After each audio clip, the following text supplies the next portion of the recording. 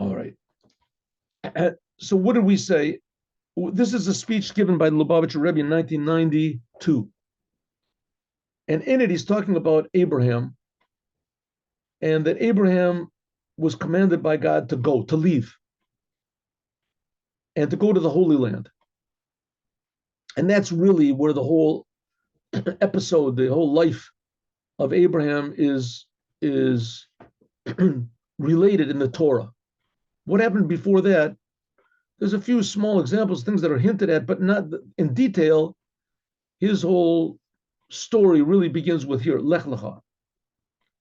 God told Abraham, go to yourself, leave where you are, leave your nature, leave your past, leave your accomplishments, leave everything to the place where I show you. So the Rebbe says, okay, good. It's a nice story, a beautiful story. It tells us about the father of Judaism. He was willing to, make a new beginning. But what does this really have to do with us? So the Rebbe said, well, it was a preparation for the giving of the Torah. And the Torah is being given constantly, all the time, brand new. We always have to prepare. Not only that, the Torah tells us that God desires from us more and more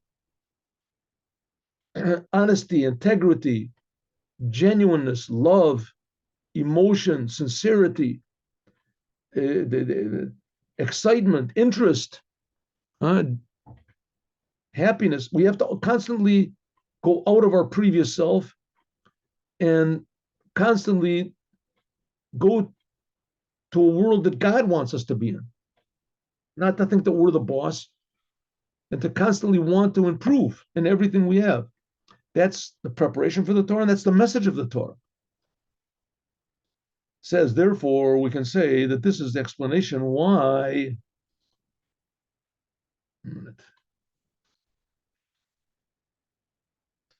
this Torah portion is the third one in the Torah. They had Bereshit, that was the first, and the story of Noah, and now Abraham. The number 3 is very connected with the Torah because the Torah is called Arayan Talitai. The Torah is called triple because the Torah itself has the 5 books of Moses, and then it has all the prophets, Isaiah, Jeremiah, etc. And then it has all of the writings, what's called the Ketuvim, like Psalms and Ecclesiastes and Proverbs, and then like the book of Ruth and the Song of Songs and the book of Job. All these are writings. So there's 3 branches of the Torah. Torah, 5 books of Moses, Nevi'im, all the prophets, and Ketuvim, and all the other books. The Torah is also 3. That's why Lech Lecha comes the third Torah portion. This is a preparation for the giving of the Torah. Hakashura, which is the Torah, also is connected to the number 3. And Torah is the third, what's called the middle pillar between the upper worlds and the lower worlds. There's what's called Torah, Avoda, and Gemilat Chasadim. Torah is learning Torah. That's in the middle. Avoda, that's prayer. That's the left side. That goes like fire from below to above. And Gemilat, acts of kindness, that's like water that comes from above to below. That's like Abraham is like water, and Yitzchak is like fire, and Jacob, that's like the middle pillar. And that joins the upper and the lower. The Torah is here to make peace in the world, to bring the highest aspect of God, God's desire and his purpose of creating the world into the world, that it becomes part of the world, to show how important the world is. Bereshit, that's the first section of the Torah that hints at its name. Bereshit, the beginning. This is talking about the creation of the world that was created by God. That's the upper worlds. The whole thing of Noah, that's the second Torah portion. That's Noach. That's what it says. Elah told us Noach 2 times, is talking about refining the physical world down here. What happened in the world, the flood, how long the flood was, how big it was when it went away, the flood, how the world became populated, this physical world. So Bereshit talks about God's thing. Noah talks about the world, the lower aspect. Al Yidei Avodas by means of the service of Noah, who was a holy person, and especially by means of the flood. That's the lower. And Parshas Lech Lecha, this week's Torah portion, that is the mediator between the upper worlds, which is spoken about in Bereshit, and the lower worlds, which is in Noach. That's the third. And you know, is joining together the upper worlds and the lower worlds as a preparation for the giving of the Torah. That's the whole idea of the Torah, was to join the upper worlds and the lower worlds. Yud. But this whole idea of joining together the upper worlds and the lower worlds in Lech Lecha, that's what Abraham did as a preparation for the giving of the Torah. This comes, the Bitoy, to be expressed in a revealed way, but Pashtos, Bekiyum, mitzvahs, especially in the commandment of circumcision. What was the commandment of circumcision? God personally himself spoke to Abraham and told him what to do. Commandment. And what did God want Abraham to do? A very, very physical thing. So the highest aspect of God came into the lowest aspect of the world. Kamadubar, like we said many times, shehakoach, that the power that the Jewish people have to do the commandments after the Torah was given, shezeh yachtor, that the blessings from the commandments should permeate v'yikva and make permanent holiness in physical things. B'hem mekayimim, at the mitzvahs that you do the commandments with. Makoro, it comes from the commandments that Abraham, Isaac, and Jacob did. Lifnei Matan Torah, before giving of the Torah, it says, Maisa Avot Siman Labanim. What Abraham, Isaac, did is a sign, opened the door for what their offspring did. And especially by means of the first commandment, which was circumcision. The circumcision of Abraham. Shekadushat mitzvah, that the holiness of the commandment, even before the giving of the Torah, remained in this physical limb, namely a physical part of the world, after the commandment was done. Not like all the other commandments that Abraham and Isaac did, and Abraham, Isaac, and Jacob did. This is that Isaac dug holes in the ground. He dug holes. Abraham made a couple of monuments. Mizbeach. Yaakov, he used these sticks, and he put these sticks in front of the sheep in order to make sheep. So these were all commandments of God that God told him to do, but it didn't remain permanently. And if you would find the sticks that Abraham did, that Yaakov did, it wasn't anything permanent. They were like smoke, rechotayu. And therefore, Abraham said to Eliezer, his servant, we're going to see that next week. Eliezer, he sends his servant to find a bride for Yitzchak, Abraham. And he says, I want you to swear by a holy thing. Nowadays, in courts, I hope they still do it. I don't know, you put your hand on the Bible. You put your hand on a Bible, on something physical. It's something physical and that comes from God. In other words, you're swearing to God. But you don't swear to God just in general. You swear to some physical thing that it was given by God. Therefore, Abraham said to his servant Eliezer, before he sent him out to find a bride for Yitzchak, he said, I want you to take an oath. This was before the Torah was given. It was 400 years before the Torah was given. There was only one thing in the world that was holy. Simna yodcha tachat yarechi, put your hand under my thigh. The circumcision. Abraham had Eliezer swear by Abraham's circumcision. He said, put your hand under my thigh. And you'll swear on this Kadesh that this would be an oath on a physical thing. Because before the giving of the Torah, there wasn't any other commandment in the world that remained holy after it was used, after the commandment was done. Because the commandment of Brit Milah was bedugmat mitzvah, this is like the commandments which are after the giving of the Torah. And therefore, it is attached to all the other commandments that it connected all the other commandments that Abraham, Isaac, and Jacob did with the commandments that are after the giving of the Torah. That's why it says, Maisa Avot, what the Abraham, Isaac, and Jacob, our fathers, did, is a sign and an opening door for us nowadays. That's how they open the door. Because what's the thing of the commandments? The commandments are God in the world. It's not just doing what God said a long time ago or what God said in the upper worlds. And it's not. This is what God's saying here in the world, in the physical world. This is, so to speak, a limb of God in the world. This is God's will being manifested right now in the world. Just like you use your hand manifests your will, so that the tefillin are like God's hand. It's an extension of God. This was only begun by Abraham with the circumcision.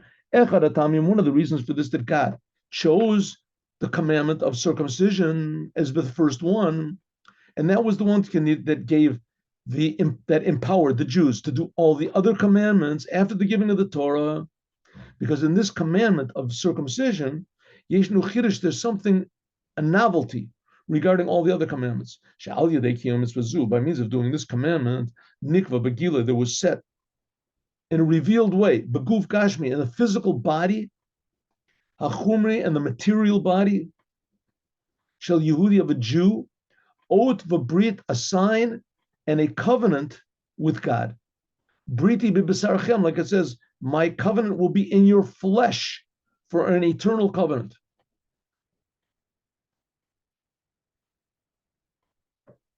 So that was the whole idea of the Jewish people, to bring God into the physical, super physical, mundane world, to make this physical world into a holy place. The Yeterim is even more, and that's what began by the circumcision. Yeterim is even more. One of the reasons for this commandment is in order to weaken, to take away the power of the chumya she'ivrazu, of the material, tendencies of this limb. In other words, to refine our sexual desires. Sexual desires are good. If there was no sexual desires, there wouldn't be any people in the world. But on the other hand, people can misuse this, as we know all too well in the world, and think only about the pleasure side of it. So it says that the circumcision weakens a little bit the selfish aspect of sex. And therefore, Nidrash Zirus, therefore there has to be very special care taken. Nevertheless, the novelty is not only that this commandment mitbatet surmira indicates turning from bad. In other words, this particular limb of the body can bring a person into the lowest of lows of bad, and that we have to turn from it. That's the idea of using it for what God wants, not for what we want, putting a sign in it. It transforms this physical limb, which is physical and mundane, it becomes holy. It's not just that it limits it so it doesn't do bad. It transforms it that it does do only good. Until this becomes an eternal covenant, forever and forever. Also, it means it'll be revealed. The word olam means eternal, but the word olam also means world, that it'll be revealed to the whole entire world. The whole physical world will not only not make us trouble, not bring us into bad things, but the world will actually help us to do good things. The world itself will become holy. We can say in the sense that the holiness and the eternalness, the infinity of this commandment, and all the commandments of God, nimshachas, are drawn down even into a physical thing. This reveals even more the power, the infinite power of God. In other words, don't say that God is only spiritual. God is not only spiritual. God is not limited to being spiritual. God is much more infinite and powerful than spiritual.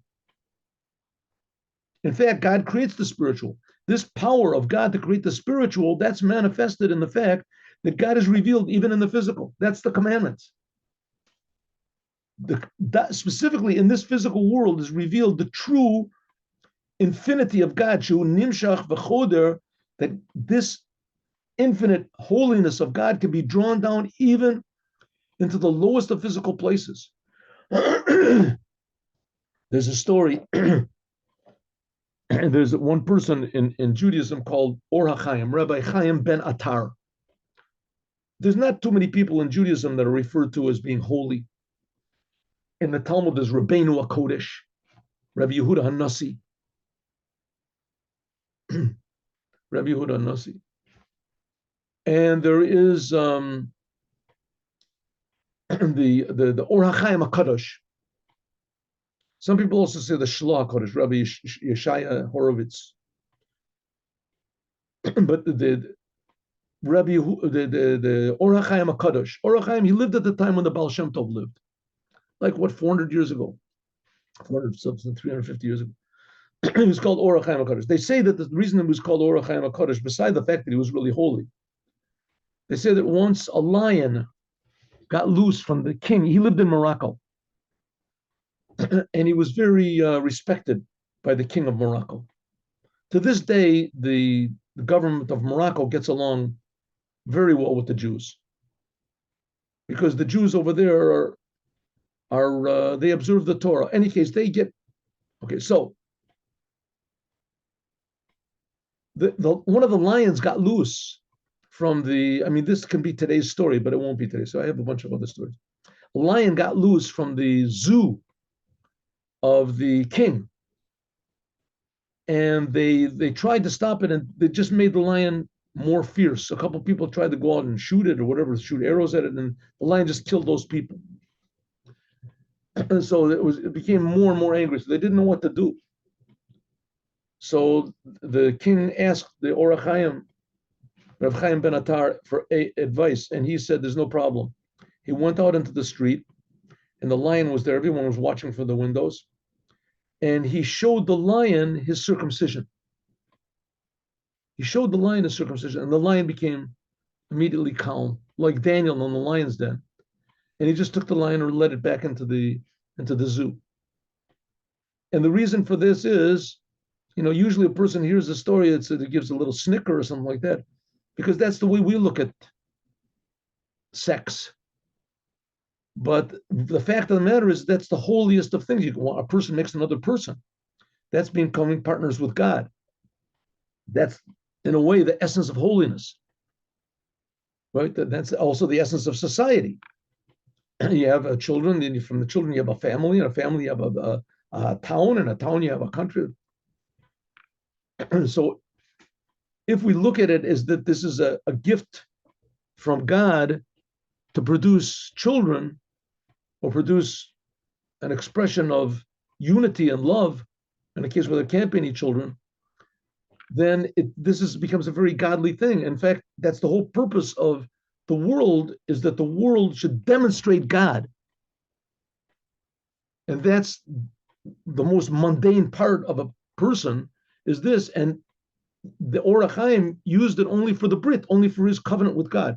The lion saw it. As wild as the lion was, he became calm. He realized this is a human being. This is not like a lion does whatever he wants. A human being can do what God wants. And God creates the lions. So the lions sensed, like in Noah's Ark, they became calm.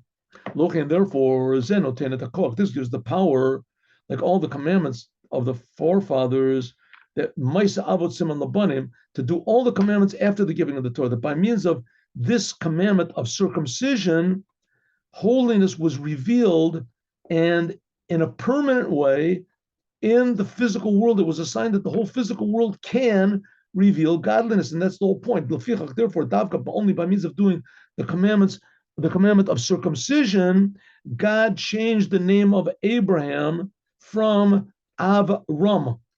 In the place of Avram, he became Abraham, Why? Because a father of all the world, Hamon Goyim, Shekain Mitzvahs Mila, because the commandment of circumcision, it gives the power, the varer, to refine also the non-Jews. Gam b'gashmiutam, even in their physicalness and their mundaneness.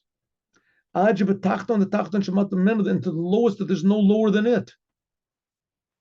Most of the non-Jews, they worship these strange gods, whatever they worship, and they're violent and conquering and cruel and sadistic because they think that there's no other option. They think that that's just, life is just basically meaningless. You just do whatever you want to. That puts meaning into the world by doing whatever you want to. And because they think there's no option. And the reason they think there's no option is because the Jews are not presenting them with this option. And that's what Abraham wanted to do, to show the world, listen, you can do what the creator of the universe wants you to do. You're being created. You're part of the creation. And not only that, you're the choice part of creation. Man was created. He was the crown of creation. Every man. And the Jews are the chosen people, were chosen to tell the whole world this. And that's signified by the circumcision. The circumcision says that even in the lowest part of the body, it can be not just not interfere with holiness, it can be holy itself. The same thing with the world. And because Abraham had the circumcision, and it came directly from God, so God changed his name and empowered him that he could change the whole entire world. Shagam Sham Ya'ir, that in the world would shine godliness, Koach HaPoel, Benifal, the creator in the creation. It says that God will be the king of the whole world. Everyone will see in the Geula Amitit V'Shlema, in the true redemption. It's a sentence in the prophet Ovadia.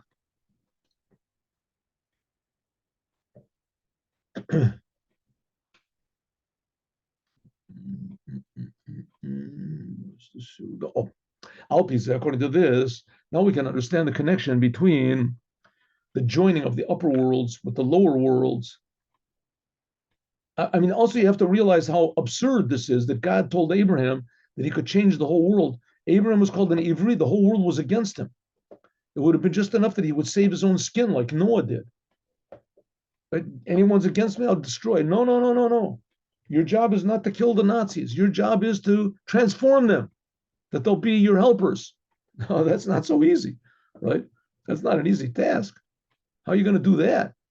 I can understand if you develop X-rays or something like that, what do they call it now? Laser beams.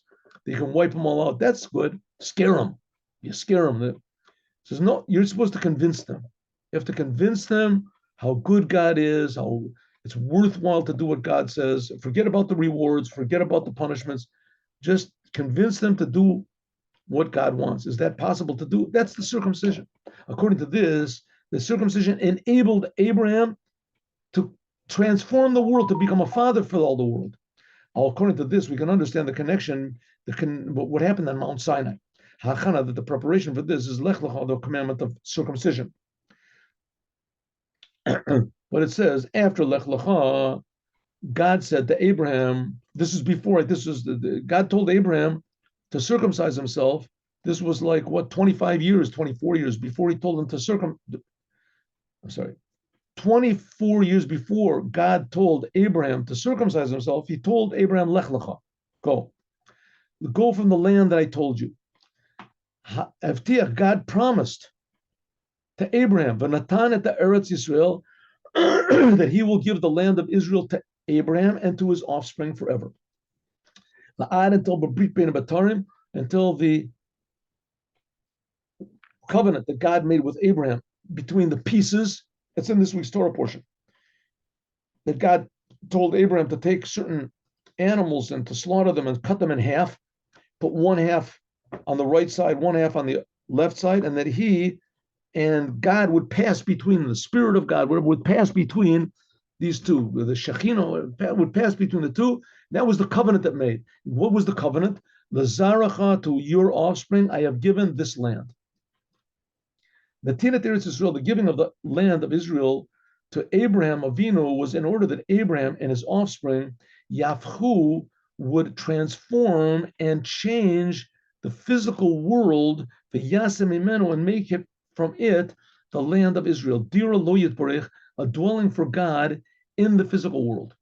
That's supposed to be the idea of Israel. The kibush, I remember one time they used to have these advertisements. I stopped watching them.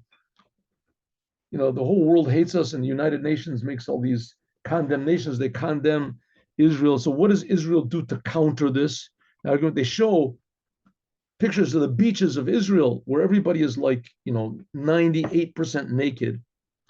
And I said, don't you understand that we're your friends? We're your friends. We're just like you. We're open. We're a democracy. We're the only democracy in the Middle East. Don't you see? And the Israelis, I mean, they're so stupid. They really thought that the United Nations doesn't see these things. they don't know it. Right? We're just open. We let everybody do whatever they want to in our country. Come on, we're letting you do it. It says, yeah, we hate your guts. We hate you. But why? I mean, we're doing nice things with the LGBT parades and all these things. Yeah, we're going to destroy all you guys. We're going to wipe. Why? Why are you going to do it? Don't you understand? All the arguments are just giving them fuel for the fire, that we're not different from anybody else. We're just like anybody else. But they know that it's not so. They know that we are different. They know that it says in the Bible that we are different. And either we're lying to them or we don't know that we're different. But in any case, we're afraid. We're afraid. We have no identity. People that have no identity, they've got no boundaries. They've got no boundaries. They have no shield. They don't know who they are. They don't know who's the enemy, who's the friend, who's the right, who's the wrong. So this is when Abraham, the whole purpose of the land of Israel is supposed to be different. We're supposed to show that we're different than everybody else. We are God's land. We're not part of the world as it is. We're part of the world as God wants it. That's what it's supposed to be, to show everyone how potentially holy the world is, how good the world is. We do what God wants, just like the circumcision.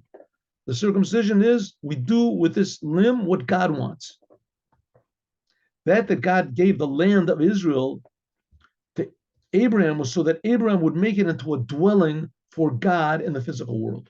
But Kibush Eretz Israel, when the Jewish people conquered the land of Israel by Joshua, after they left Egypt 40 years in the desert, so Joshua, when he conquered the land of Israel, the fact, the avodah bo, and the service in Israel, bo liyadei came, they bitoy, an expression, an advertisement, ha'avodah shlema, the complete service of the joining of the upper worlds with the lower worlds. That's the idea of the giving of the Torah. When we say that God is one, what monotheism? What does monotheism mean? It doesn't mean that there's only one God. It means there's only one reality. That's what monotheism is. Monotheism means that everything you see, everything there is, everything you read about, all these angels and all, it's all creations of God. God creates it from nothing. Or you want to say he creates it from himself. God creates everything from nothing. There is nothing except for godliness. Right? What do you mean, right? Obviously, that's not so. You see that there's a world here. What's the biggest proof that the world is separate from God? Israel. The land of Israel, the government of Israel is the biggest proof that everything that we've said here is not so. The world is a separate place. You do what you want. You want to be religious, be religious. The whole purpose of the land of Israel is, and the reason that there's this tendency to make the land of Israel like every place else, is because God wants there to be a world and a low world, and it's called a tachtonim, low world, and God wants us to elevate the world, gashmius, the chumrius olam, the physical material of the world, and make it into a dwelling for God. That's the whole idea of the holy temple. They took regular bricks, regular stones, and they made a holy temple where God was revealed. And therefore, Shlem, the Creator, was revealed. And therefore, Shlem is the whole idea of the doing of the commandments, which were given on Mount Sinai, is only in the land of Israel. And according to this, it's understood, Shenatin at Eretz Israel, the giving of the land of Israel, Lezaracha ala olam, to your seed forever, notenet et hakoch. This gives the power for the completion of the doing of the commandments after the giving of the Torah. She'em yipalu and birur v'zichu chadavurim gashmin. So therefore, the fact that God gave Israel to Abraham 400 years before the Torah was given, but the land of Israel, that's the whole essence of what the Torah is for. Physical world becomes holy. Shazui, this is the sheikhus, the connection of Lech Lecha to the land that I show you, with the going of Abraham in the land of Israel and the giving of the land of Israel to Abraham. Shineim, that both of them, Mahavim, are Hemshech Echad, they're one continuation of the same theme. What's the theme? Giving of power and the beginning of joining, giving the power to the Jews and the beginning of their joining the upper worlds to the lower worlds. Shenifallah, that was brought about by the giving of the Torah. Now you have to remember, when the Torah was given, it wasn't just given to Moses secretly or to 12, followers or something like that, and they came out and said, "You'll never believe what we got. We just spoke to God, and this is the book that He gave." Really? Wow, that's really something. No, God spoke. That's all the other religions are like that, right? One person, a few people, they saw something, they heard something, to this, right? And then inspiration, an angel talked to them. Who knows what they were talking about, what type of drug they took, what type of this. But okay, from that there came millions, billions of followers. In Judaism, it wasn't like that. In Judaism, all of the followers saw God. Every single Jew, without exception, heard God face to face. They saw the miracles that God did. God took them out of Egypt. They saw the whole business, right? They saw it and felt it in the physical world. That's what God did. But then they had to take the physical world and make it spiritual. Did they do it? No. 40 days later, they worshiped the golden calf, because the physical world is physical. The physical world is very low. And no matter what God does, so, when God is doing it, 100%, I'm really impressed. Physical world, but it's not permanent. It's not permanent, because the commandments are permanent. And the circumcision is a permanent commandment in our flesh. But human personality and love and human hearts are not permanent. You can love God today and love doing sins tomorrow, or you can do it at the same time. You can love God at the same time you can do sins. You explain doing the sins from your love of God, right? The reason I stole was in order to give to the synagogue. Yeshlom, we can say, Sha'al derech mitzvahs mila, like for instance, the circumcision. Mevatet, that shlemus, this shows the completion of the dwelling place in the world, in the physical body. Similarly, there also is in the land of Israel, also the completion, showing the completion of making God in the physical world in your particular place in the world, taking a certain part of the world and making it holy.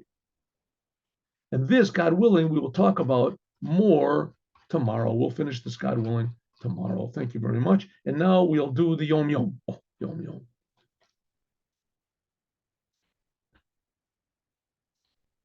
That doesn't work. I don't know. Okay, in order to do this, I have to go here and here.